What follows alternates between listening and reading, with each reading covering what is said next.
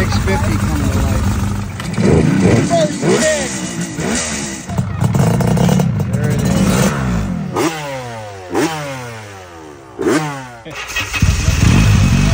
There it is. An outstanding selection of motorcycles. Bikes from all different areas and enthusiasts admiring. Even a high school bike build, the next generation. We've got a lot of amazing motorcycles to see here from Scotts Valley, California. What's up, motorcycle fans? Take a look around. We are in paradise. We're here for the second year at the Scotts Valley Motorcycle Concours and Swap Meet, and we got some great bikes to see. In fact, I want to find my main man, Clay Baker, who I'm sure you remember from our Meekum video. He's over here from Motonexus, and this is his brainchild, his creation. So Clay, so good to see you again. Good to see you, man. Congratulations, man. Yeah. Always happy to be here. And here's the deal, guys. We're gonna go with Clay's top 10 bikes. Are you ready to top pick 10? I'm ready. We're standing by it here. This yellow bomber. Oh, this is number Yeah, this is number 10 right here. Let's take a look. And I'll try to keep my hands off the bikes this time, but gotta get down for this one. 1973 Yamaha GT80. GT80. So when you think of this period, Honda had their first release of the XR75 was the 1973 model, right? And Yamaha comes out with the GT80, right? So a little, let's up the CCs a little bit, but I love the restoration on this bike. The owner talks on his show board here about, it was a bit of a basket case, it's been restored. It's just absolutely gorgeous. I don't know where you find parts for a Yamaha like this. I mean, they are hard to find, but this is definitely makes the top 10 list at the show today. Really outstanding. Now, Clay, what are you looking for when you judge these motorcycles? The first thing I'm looking for is originality, that the bike's got the right parts on it. Yeah, the turn indicators, this is a street legal bike, right? And that it's got the right exhaust, and that the motor isn't all carved up, and it's in clean condition. Lack of grease, for a show bike, things like that. But mainly I want to see originality, and then I want to see the quality of those parts. So you look at these rims, they're not rusted, the spokes aren't corroded. There's nothing like that going on. The paint job is very clean. This looks like an original paint job. It doesn't look like a show bike. Super cool. Over polished. Well, there it is, number 10. Let's go find number 9. We got a lot of work to do. We do. And again, really appreciate you having us. And there's the two. We've got a trials display. We've got so many cool motorcycles to see during this broadcast. Stay with us all the way till the end, and we'll see who our number 1 pick is. All right, well, that was a heck of a pick for number 10. Number 9, let's go take a walk. Number 9 is going to be down the aisle here. It's not a Kawasaki, dude. I love my Kawasaki's. Well, let's take a walk. Come with us. And Clay, while we walk, why don't you tell us about your impression of this turnout for this great event? It's fantastic. We have over 100 bikes. A flood of bikes came in late last night while you and I were having dinner. That's right. But it's a beautiful facility. This is our first year at Scotts Valley High. We're hoping to be able to keep doing this. We'll see. But we just have 17 classes, right? Double the amount of trophies are going to go out this year to first and second place. We have a brand new class, the RAD class, celebrating that bodacious era of 1980 to 1999. And, there's just a lot of cool stuff going on. The trials exhibit, an air show, all kinds of stuff going on this year. I love it. Well, like I said, I'm happy to be here, and everybody put this one on your calendar because they're going to do it again next year. Where are we at here for number 9? So I'm going to give this one an honorable mention. It's not in my top 10. I love the CX500. My brother had one of these years ago when they were new, but we're going to walk down here because there's another naked black CBX. Oh boy. I'm a big CBX fan as well. We see a ton of them at Meekum, and for those of you who do not know, the CBX, of course, is the 6-cylinder marvel put out by Honda. I think Clay's found a really, really clean one. Come look at this one, 1980 Honda CBX Super Sport. Wow, 1980. This This is a lot like the one that we saw at Meekum, and very clean bike, beautifully, I assume, restored, but it's hard to say. Sure. but it's really clean. And I think the CBX is just such an interesting bike. But my favorites are these naked bikes without all the fairings and the luggage and whatnot. Such an iconic and classic bike too. We're finding, it seems like we see more and more every single year at Mecum showing up. And this is just my favorite visual. You look down at the engine, at the pipes, the six cylinders. What do you talk about these Hondas? This visual right here, this is my favorite. Look at these 6 pipes coming out. So unusual for a motorcycle. What do you think? Overkill or appropriate for its time? I think in its day it was overkill, but today we just love them to death, and I want one. We love excess. Go figure, right? We do. Well, I've got a 6-cylinder BMW at home, so but it's nowhere near this wide in the motor. Beautiful bike, guys. 1980 Honda CBX, and we now look for pick number 8. All right, Clay, you got your work cut out for you here. Many different sections too as we walk over here. Why don't you tell us about the different sections? We're going to go over to this new section called the Rad Class. The Rad Class, what's that? And so the Rad Class celebrates that bodacious era of 1980 to 1999. And we got the idea from the Rad Wood, which is a show entirely dedicated to that era. Oh, wow. And so, there was a lot of rad bikes from that time. And so what we've got here is a 1987 Honda Hurricane with a matching helmet. And I love this bike. Wow. So this is pick number 8 right here. Pick number 8 out of the top 10. I gotta say, I have heard the name. I do not know much history about the Honda Hurricane. Are you educated on the history of this motorcycle? Not heavily, but I remember when it came out, I was in college and I wanted one in the worst way. But then you also had the VFR 750s and stuff like that. That it was really hard. But the Hurricane is that sport bike that you could commute on. It screams iconic 80s powerful sport bike. In fact, from afar, when I was first walking in, I almost thought it was one of the Top Gun Ninjas. Well, exactly. Yeah, it's very similar, isn't it? Very similar. Type look. I mean, the only thing that would make this more Rad Class appropriate would be lime green and pink paint. I mean, that's the era you see it. Beautiful. 1987 Honda Hurricane 600 is pick number 8. That leads us to pick number 7. You're going to have a tough time here whittling this down. Yeah. Where are we going next, Clay? Let me try to remember. It's another cool feature, guys. It is the high school bike build. They are working on a 70s Mini Trail 50. These kids, this bike was long before their days. They're about 17 years old, I do believe. And right now, professor helping to troubleshoot. They tried to start it moments ago. Wouldn't start up. We'll check back in with them. All right, so now we head on over to this section, Vintage Off-Road, officially known as Competition Off-Road. Competition Off-Road, very cool. That leads us, we're gonna go way back for pick number 7. 1967 Bultaco Sherpa T. Wow. And this was a Sammy Miller design. Sammy was a huge deal with these bikes back in the day, and frankly now, the Sammy Miller bikes, the authentic ones, bring big money at auction. This particular one is just beautifully restored. I'm not going to go through what the heads are made of and all that kind of stuff. It's just, you look at it and it's just eye candy everywhere. But these bikes are fast and torquey. Just a fantastic competition dirt bike back in the day. And what's interesting is the Bull Tacos have become really popular lately. We sold one on Motonexus, got a premium price for it, and shipped it all the way to Anchorage, Alaska. And yeah, the guy just had to have it. It was a 360 MK model. And when we go to the Mecum auctions, there was this dead period a few years ago for these bikes, and now they're hot again. They're very trendy, very collectible. Excellent pick for pick number 7. Let's go find number 6. Where are we going? We staying in this section? We're staying in this section. We got one more that really, off-road. I mean, if you can't see it already. I got to tell you too that how do you, this is such a tremendous turnout. How do you get the word out? How do you market? How do you promote around? It started with a small group of friends.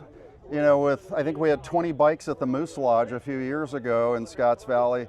And then, we all know somebody who's got a collection and they know somebody. It's that network effect. It's grown so into this. If you can't see my next pick, you're blind. Well, there's a lot of good ones. So I mean, know, you got to, I know. I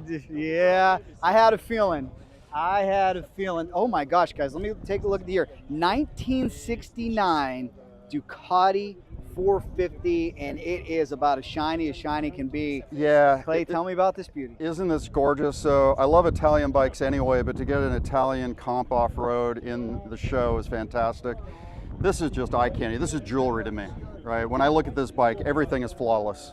And this is the kind of bike that, 100-point show bike you're going to take to, the Quail or a show like this. And I think this has got a really solid chance of being a contender for first or second in this class. Yeah, as shiny as it is too, I wouldn't say over-restored. I'd No, say it's no, polished not at all. just enough to No, look not at all. period For an correct. Italian bike, I find this appropriate. My goodness, gotta love it, Ducati. So that is number 6.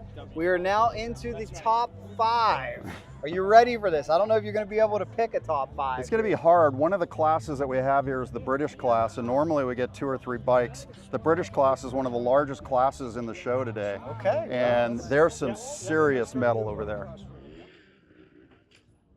What kind of stuff to see here?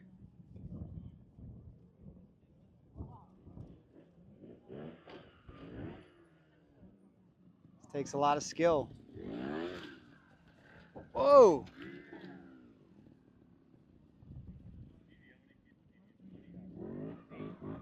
Oh my goodness, nice.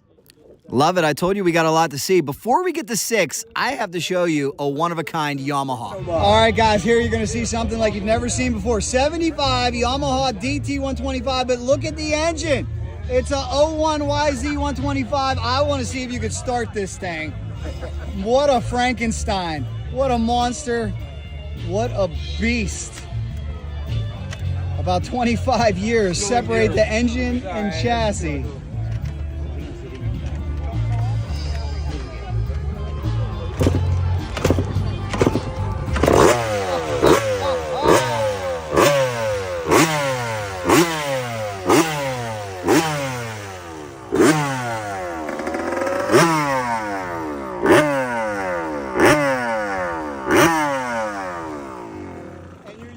Wow, the old silencer with a new FMF pipe blacked out. And the coolest feature is got the radiator snuck under the pipe guard. That's amazing. At first glance from a distance, you don't even notice. What? How in the heck did you get this idea? Well, I built it all. No, I didn't. I'm not that good. I saw it on eBay, and I had to have it, and I won it, and it's just a little monster. What an awesome bike. It is a monster indeed, guys.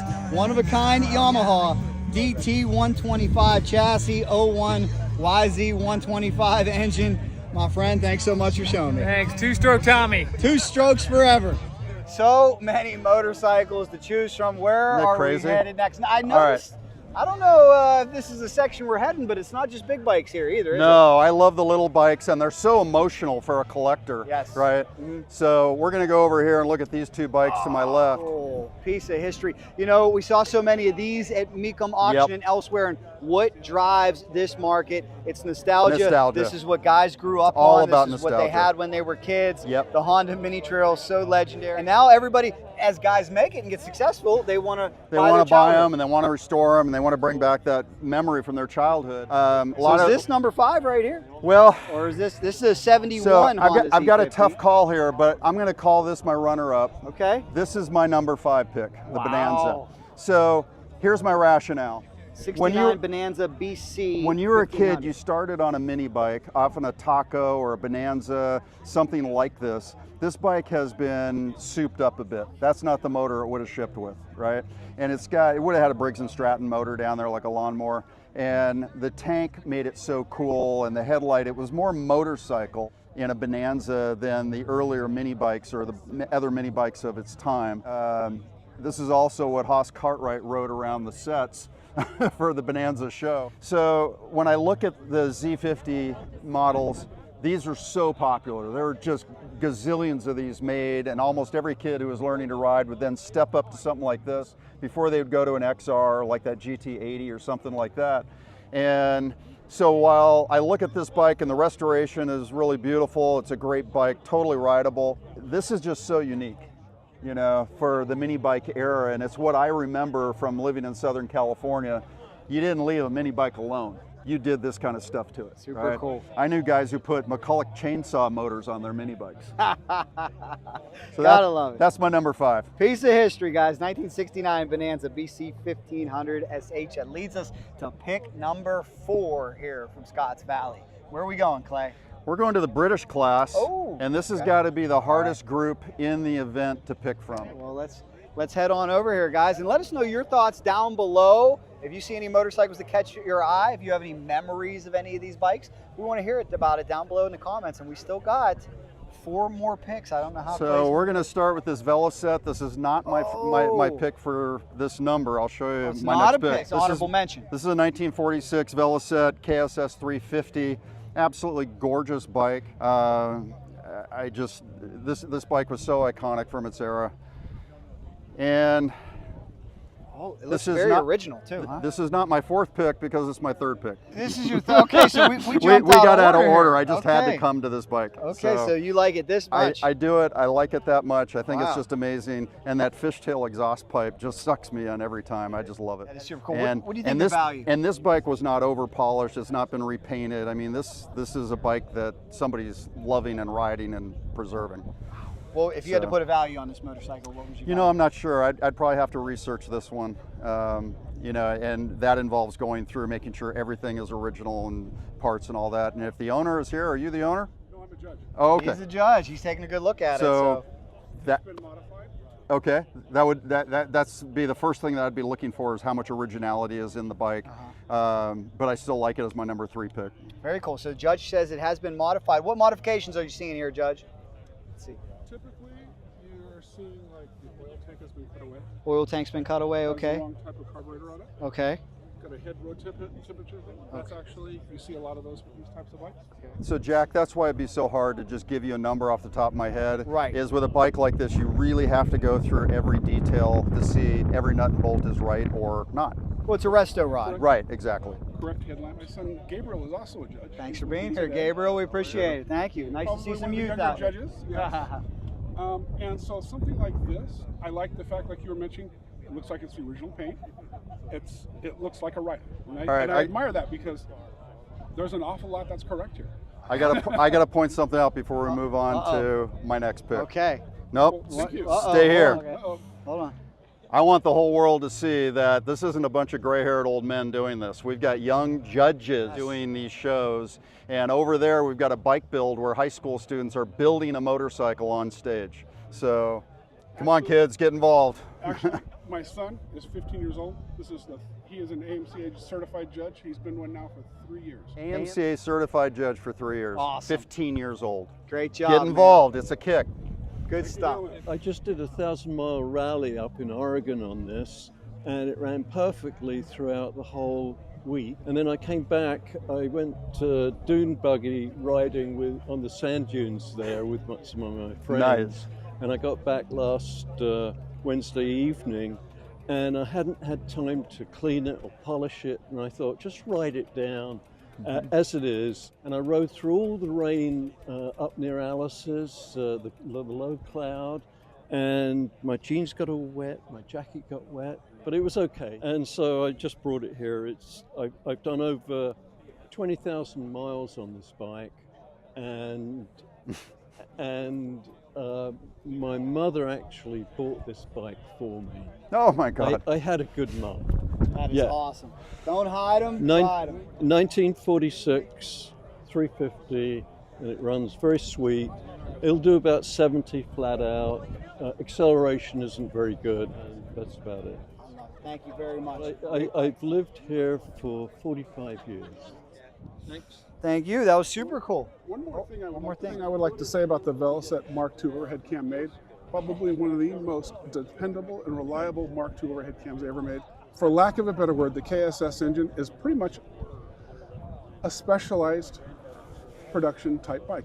Everything was hand fitted, which was very unusual back in the day for Veloset. But Veloset, that's what they did. They have a very long racing pedigree, and the overhead cam engines, some of the best made, as far as I'm concerned. Well, Clay, I can see why you went out of order because we come over here. Everybody wants to talk about this bike. So much nostalgia, so much history. I'm certainly learning. I love it. With more information like that, I'm inclined to say this should have been actually the pick. I can't change it up now. But I didn't have all that information when we walked over here. So this man's like a prime Peyton Manning calling audibles at the line. Well, this is 3. We got to go find 4 before we go to 2 and 1. We got to get 4, right? 4 and 3 are just down the row. Wait, I thought this was 3. This was 4, wasn't it? Well, it was supposed to be 4, but then you bumped it up to 3. That's right. So we'll go look at 4. Hey, I got to stop along the way too because look, we found a land speed bike ZX14 with a Brox pipe, and you're telling me, Leslie, you are the rider of this? Yes, I am. You're I'm awesome. the rider. What's it like to ride this thing? As long as you hold on, it's amazing. Hang on tight, guys. You will see it all here at the Scotts Valley Motorcycle Show, including a Land Speed ZX14.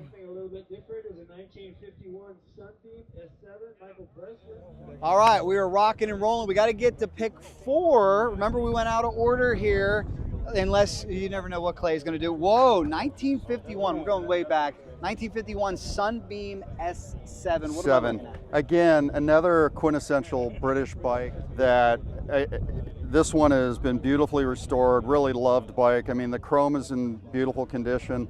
Some of the ones of these I've seen, they're not chrome, they're nickeled. And those are just stunning. Maybe not original, but I'm looking over the detail of this bike and it looks all original to me. You know, the judge would probably give us a little feedback, but I just love this bike, and it's so modern for its time, right? Some of these bikes require a lot of knowledge. We're going to look at one here in a minute just to get them started, but these bikes are actually fairly modern. Still got, you know, carbs with push-pull cables, but I love this bike. The other reason that I love this bike is my business partner, he has a family member that had one of these, and he keeps a picture of it on his phone and can't wait to show it to anybody who's into motorcycles. Super cool. Yeah, so, but I just love the Sunbeams in general. Good choice for pick number 4. We skip down to the final 2 left. Choose very carefully, Clay, because there's a lot of good bikes left. I know it's going to be hard to There are. So this next pick, I'm going with historical significance. All right. And number 1 is going to fall into that category as well. But it's not often that you see a bike with original antique Lucas headlight and all of, just, you got to have a look at this one. All right, that sounds like we're going way back. We got all years covered here. I'm going to have to check the placard to actually see what year this is. 1914 Premier Brighton. 1914 Premier Brighton. Oh my goodness, this is back when motorcycles looked a whole lot more like bicycles. This was the transition from bicycles to motorcycles. And I love that this bike has not been over polished or re-nickeled and chromed and stuff. It's just gorgeous the way it is. And this is the sort of bike that I would love to be able to ride. Not as a daily rider, of course, but just to have the experience. I love this thing to death. Super cool. You know, expanding on the conversation you and I were having at dinner yesterday off camera, this is a big question with these older bikes. We're talking a motorcycle that's more than 100 years old. Who knows how many owners and what's happened? Who is even left that can authenticate and verify this That's stuff? the thing. So a lot of this information does get passed down, like through these judges that work AMCA events. There's a lot of historical information available. In fact, an organization that anybody can go to and get this kind of historical data is the Antique Motorcycle Foundation. They have a library, and at all their events, they bring a scanner, a book scanner, and they scan any documents that people bring in and put them into the library. It's all there for everybody to use. And so you could probably find an original brochure for this bike at the AMF. So take a look at the library at the Antique Motorcycle Foundation. Certainly passed the eye test. It's got just enough patina to be authentic, and it's beautiful. I love it. And the fact that you can tell that this is something that they don't even clean these bikes. That's a form of making it less original than what it is. Well, and when you have these exposed valve rods and, you know, look at the spark plug, there's no wire caps or anything. You know, this is the way they were built back in the day, and this was state of the art. You know, imagine these carburetors, you know, the way that they were built and designed, and probably hand tooled. So when you have something this old, I just love it. All the antique collectors, you know what they tell us? Leave it alone. Leave it alone. Right? It's only original once. You don't want to go out, even as crazy as grabbing some polish in a microfiber towel. You don't want to do that. You might wipe away something original that's 100 years old. So very, very cool. That leads us to pick number 1. Big number 1. You know what we're going to do though? We're going to give. How about we give a bonus Jack 3? Would our lovely camera woman appreciate that before we come back to the number 1? Okay, quick, we'll do that. Quick number 3. Come on with me, because I'll do it quick. And I know exactly the section we're going to go. This is probably no surprise to Clay that we're going to go back to the Japanese section real quick before we get Clay's top pick. And that's what's cool when you come to a show like this that has so much variety and something for everybody. I mean, if you just look right now on this football field, I'd say there's an equal number of people, some over here in the vintage motocross section. I could get lost over there. I better not even get started over there. Some over here in the rad section that you had discussed. But you know my top pick, is Yeah, I gonna know where we're going. You know where we're going. Now, Clay, while we walk, where can people find out more information about this show if they want to come next year? You want to go to motocharities.com and all the details of past shows and this show, and we'll start listing the future shows, next year's show, before too long. Very cool. All right, well, I can see, I'm going to give you Jack's top 3, and I can see one right here.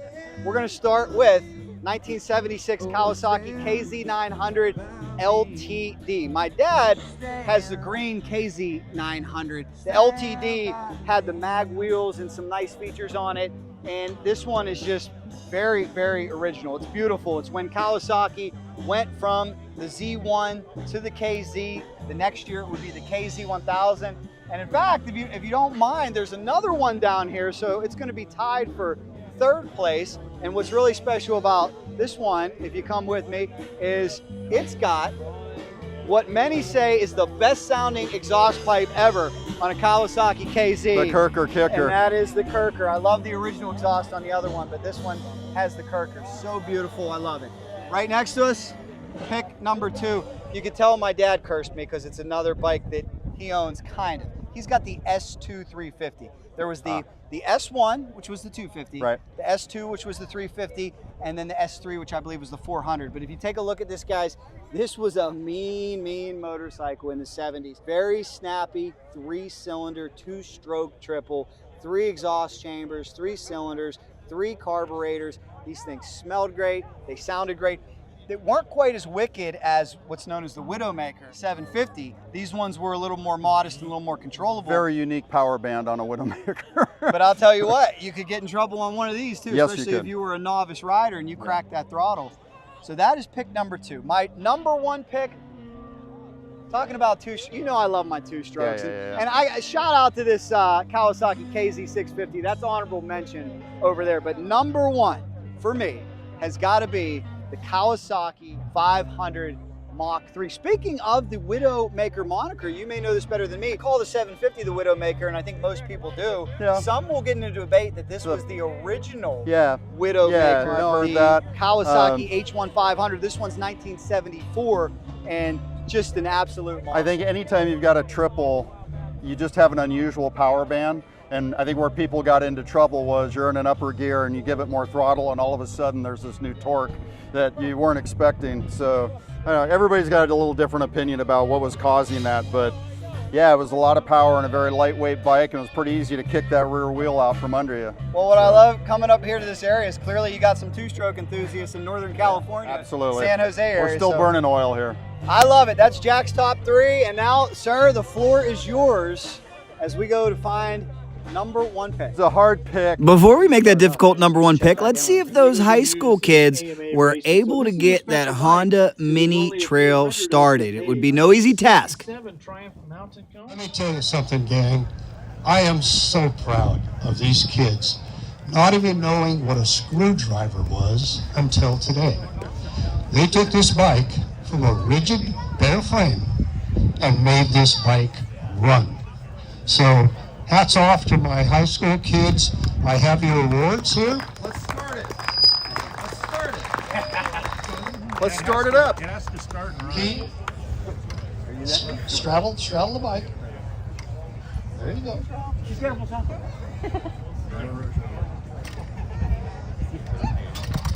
Yeah! Is that something or what, huh?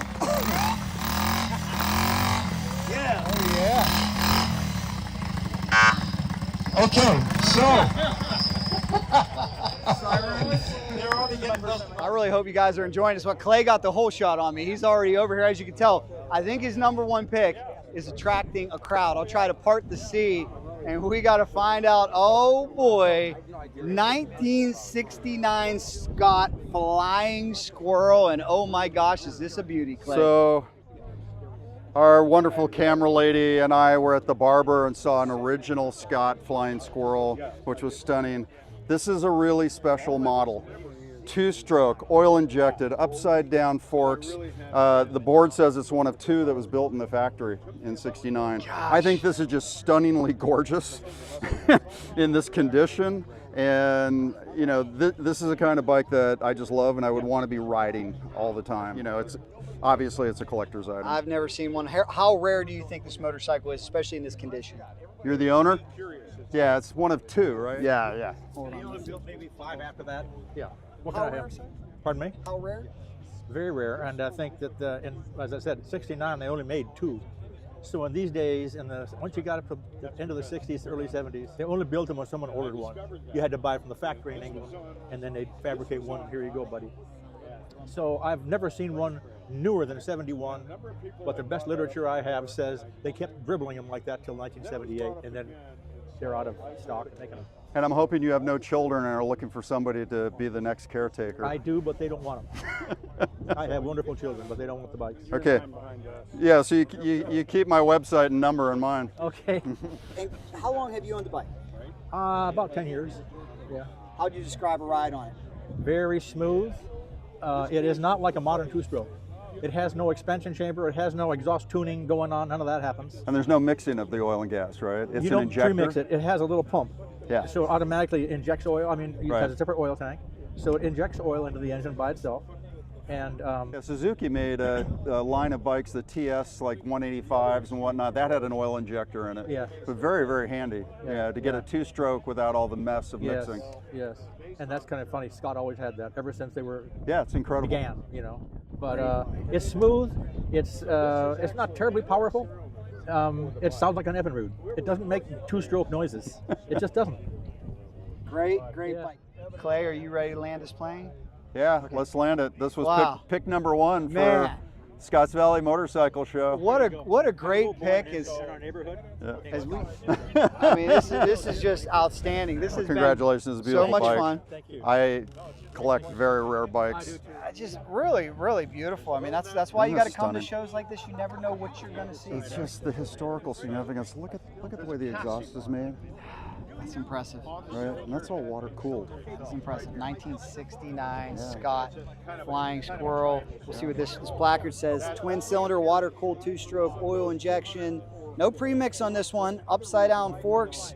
Bike is one of only 2 assembled by the factory in 1969, by which time they were only built to order. Production ended 1978. What a beautiful bike from Don from Novato. How far is Novato, California from? Novato, Novato, thank you. that's up north of us here.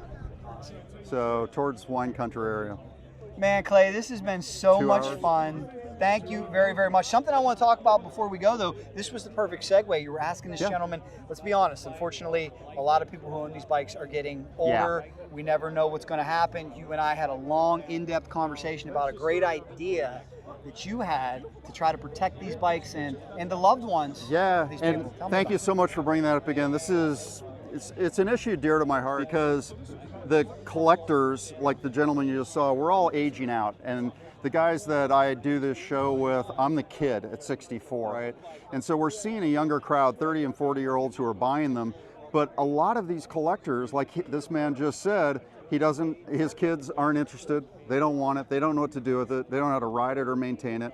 And so he's going to have to sell it one day. So Motonexus, we created motonexusgarage.com. And it's a place where somebody like this could go and catalog everything about this bike so that the next generation or the next auction house knows exactly what this is, and the wife, the kids, etc., don't get taken, you know, because they don't know what it is. Yes. And I think that's a really, really important thing. So we're trying to get more people to get involved. We've made motonexusgarage.com really affordable, easy for any member of the family to be able to catalog what's in a collection and have that information when the time comes to sell it, pass it on. Just remember the stories that the collector had, or send it to an auction house. All the data that they need will be in there. I think that is a wonderful idea. None of us ever want to think about leaving this world, but unfortunately it does happen. And if you do, you want your loved ones to know what you had. We've Absolutely. seen widow hunters out there that will end up yeah. getting a bike for pennies on a dollar because she didn't know what she had. The family didn't know what to do with it. So I think that's a great idea. Where can they find out more info about this? Go to motonexusgarage.com or motonexus.com, and there's links to get over to the Garage app. This is, you know, a collector's legacy. They may have been doing this for 40 or 50 years, and now all of a sudden it just blows to the four winds, right? So, you know, protect that legacy, but more importantly, protect the value of it, because 50% or more of the value is in the title, the registration, all the paperwork and the documentation that goes with a bike. Great show, Clay. Really appreciate being here. Make sure you check out the video we did from Meekum, which was a lot of cool. He picked out his top 10 Hondas. I think he did a great job with his top 10 today. And by all means, make sure you're here next year. Scotts Valley Motorcycle Concours and swap meet. It's always a ton of fun. Thanks so much, everybody. If you like this video, here's another one for you. Subscribe right in the middle. And you know, if there's anything faster, classic motorcycles, Cycledrag is in. From Scotts Valley, Cycledrag And Motonexus rolls on.